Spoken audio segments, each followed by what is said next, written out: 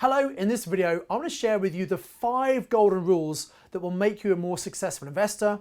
It will minimize the risk and maximize your return of investing. So my name's Simon Zutshi. I'm the author of Property Magic, the Amazon #1 bestseller, in which I talk about the 5 golden rules. I'm the founder of the Property Investors Network, and I've been investing in property since 1995. And since 2003, I've been teaching people like you how to become more successful investors to quickly replace their income and build a pension for the future. And when I wrote Property Magic, I wanted to come up with 5 really simple rules and guidelines that people could use to minimize the risk and maximize the return. So let me explain each of these rules in detail for you. So, rule number 1 is you want to buy property from what we call motivated sellers. So a motivated seller is someone who really needs to sell their property. They've got some problem, and because of that, they're more flexible on the price and all the terms of the sale. Because for these people, it's not about getting the most amount of money, which is what most sellers want, by the way. It's about getting speed and certainty that this transaction is going to happen.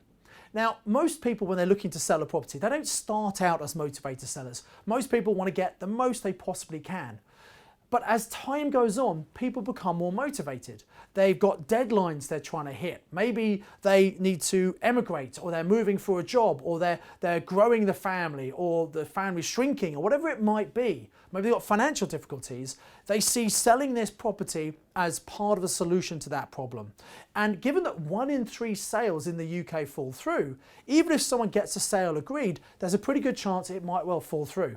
And I don't know if you've ever sold a property. It's not exactly the most fun and enjoyable experience. If a sale falls through, it's really quite stressful. So if you can find these motivated sellers and then come up with an ethical win-win solution, they get what they want and you can get a much better price or flexibility on the terms of the sale.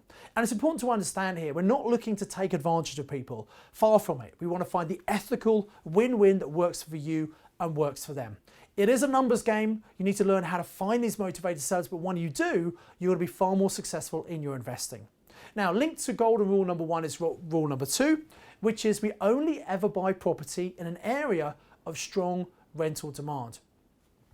Sometimes I see people that say, I can buy this really cheap property, and they think it meets rule number 1, but if no one's going to want to rent that property, there's no point buying it. So it's got to be an area of strong rental demand. And you can check this out by going online. You can see in a particular area, what is the rental demand? You can see what's available for rent right now.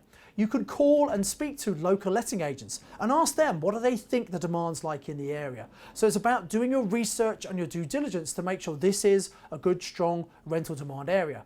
Take into account what's happening in the area. Are they increasing the number of jobs? Are they extending universities? Are they building new hospitals? Are they creating business parks that's going to bring people into the area who want to work there and probably want to live in the area as well? If you can buy in an area with a growing population, you're going to have much stronger rental demand and you're going to see better capital growth over the long term.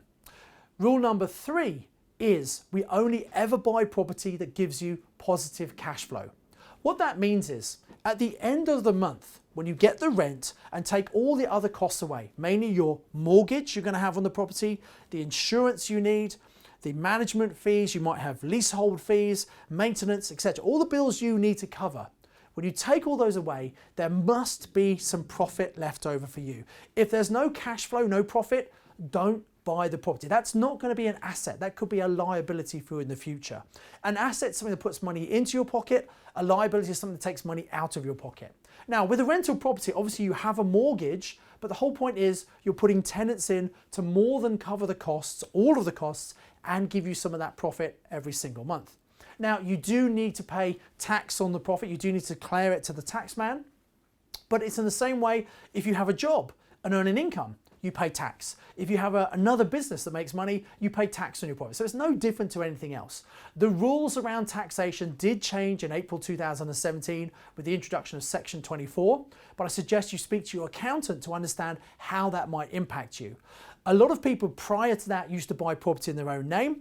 Now, many people buy within a company structure because it's more tax advantageous, but really you should get independent advice from a property tax specialist who can look at your personal circumstance and give you the best advice and guidance based on your situation. It's always dangerous to try and get advice on Facebook groups. People might give you advice on what they've done. That doesn't mean it's going to be relevant and correct to you. So it's really important you get the right advice. So golden rule number 4 is we buy property for the long term. Now you can make money short term in property. You can buy a property, renovate it and sell it straight on. It's called flipping property and it's a great, very profitable strategy in the right market conditions. Ideally you want a rising market to be successfully flipping property. You don't want to be flipping property if it's a stagnant or a falling market because there's a good chance that you buy it, do the work and it's worth less than when you first bought it. So that's not a profitable strategy.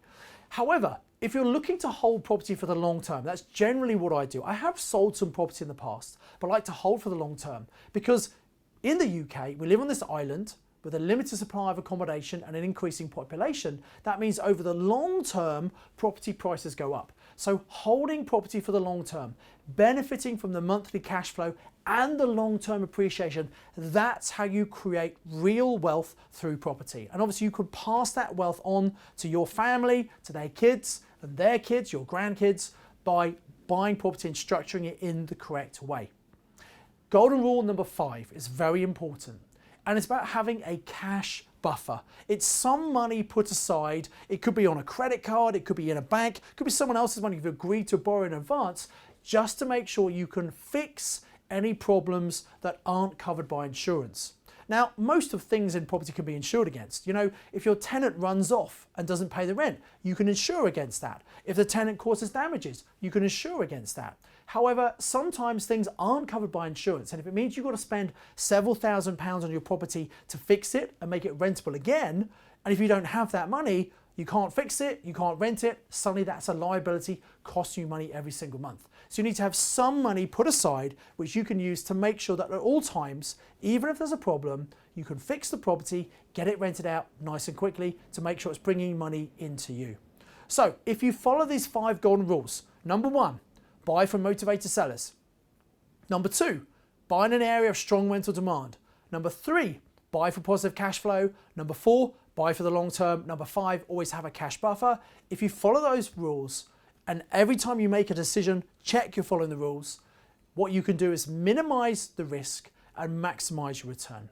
I do hope you've enjoyed watching this video. If you want to learn more, maybe you want to go and invest in Property Magic. It's available in physical book, audio, and also in Kindle. You might also want to think about joining this YouTube channel if you don't already subscribe. Just click to subscribe and it means you're going to get updated with all the new videos that we bring out. Please do put a comment, question below, and I look forward to hearing some feedback from you. I'd encourage you to invest with knowledge, invest with skill.